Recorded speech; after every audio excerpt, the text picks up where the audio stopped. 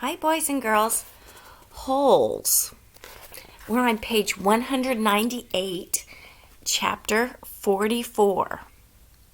Stanley tried to sleep, not knowing when he would get the chance again. He heard the showers and later the sounds of dinner. He heard the creaking of the rec room door. His fingers drummed against the side of the hole. He heard his own heart beat. He took a drink from the canteen he had given Zero the water jars. They each had a good supply of onions. Yuck. He wasn't sure how long he remained in the hole, maybe 5 hours. He was surprised when he heard Zero whispering for him to wake up. He didn't think he'd fallen asleep. If he had, he thought it must have been just for 5 minutes or so, although when he opened his eyes, he was surprised by how dark it was. There was only one light at the camp in the office. The sky was cloudy, and there was very little starlight. Stanley could see a sliver of the moon which appeared and disappeared among the clouds. He carefully led Zero to the hole, which was hard to find in the darkness. He stumbled over a small pile of dirt. "I think this is it," he whispered. "You think?" Zero asked. "It's it," said Stanley, sounding more certain than he really was. He climbed down. Zero handed him the shovel. Stanley struck the shovel into the dirt at the bottom of the hole and stepped into the back of the blade. He felt it sink beneath his weight. He scooped out some of the dirt and tossed it off to the side, and then he brought the shovel back down.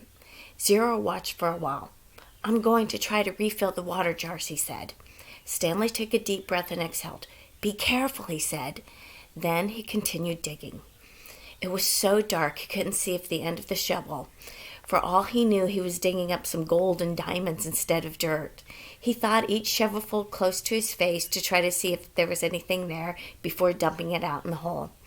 As he made the hole deeper, it became harder to lift the dirt up and out. It was 5 feet deep before they even started. He decided to use his efforts to make it wider instead. This made more sense, he told himself. If Kate Barlow had buried a treasure chest, she probably wouldn't have been able to dig much deeper, so why should he? Of course, Kate Barlow probably had a whole gang of thieves helping her. "You want some breakfast?" Stanley jumped out of the sound of Zero's voice. He hadn't heard him approach. Zero handed him a box of cereal. Stanley carefully poured some cereal into his mouth. He didn't want to put his dirty hands inside the box.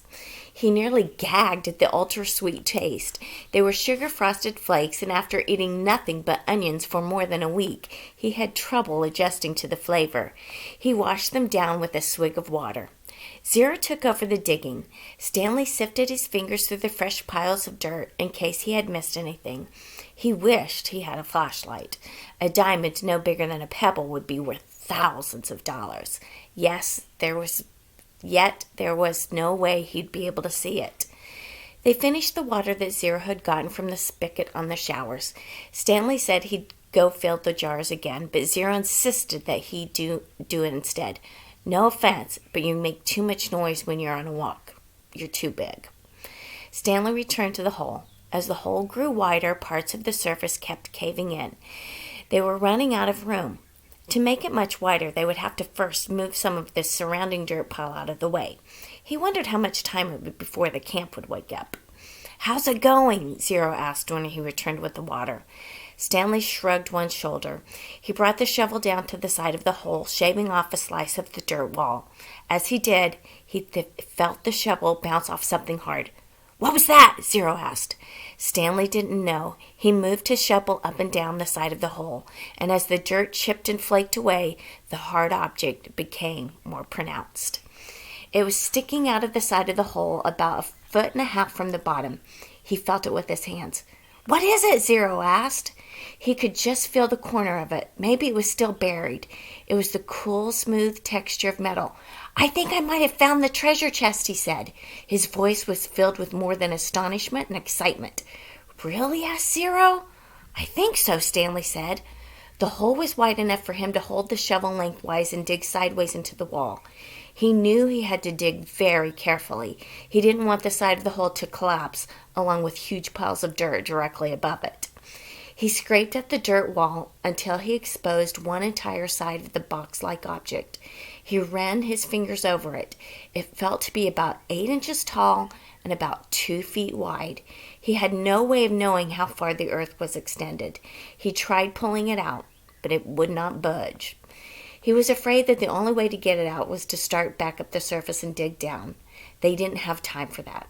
"I'm going to try to dig a hole underneath it," he said, "and maybe I can pull it down and slip it out." "Go for it," said Zero. Stanley jammed the shovel into the bottom of the edge of the hole and carefully began to dig a tunnel underneath the metal object. He hoped it didn't cave in. Occasionally he'd stop, stoop down, and try to feel the far end of the box, but even then the tunnel was so long his arm couldn't really fit to the other side. Once again he tried pulling it out, but it was firmly in its ground. If he pulled too hard, he feared he'd cause the whole cave in. He knew that if he was ready to be pulled out, he would have to do it quickly before the ground above collapsed. As his tunnel grew deeper and wider and more precarious, Stanley was able to feel latches on one side of the box and then a leather handle. It wasn't really a box. "I think it might be some kind of metal suitcase," he told Zero. "Can you pry it loose with the shovel?" Zero suggested. "I'm afraid of the side of the hole will collapse." "You might as well give it a try," said Zero. Stanley took a sip of water. "Might as well," he said. He forced the tip of the shovel between the dirt and the top of the metal case and tried to wedge it free. He wished he could see what he was doing.